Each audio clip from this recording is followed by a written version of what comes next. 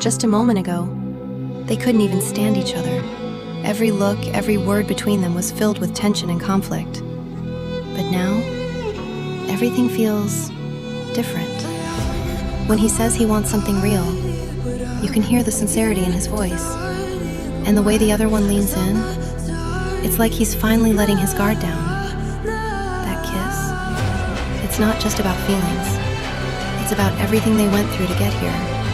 From hate to something that might actually be real. But the real question is, can something that started like this truly last?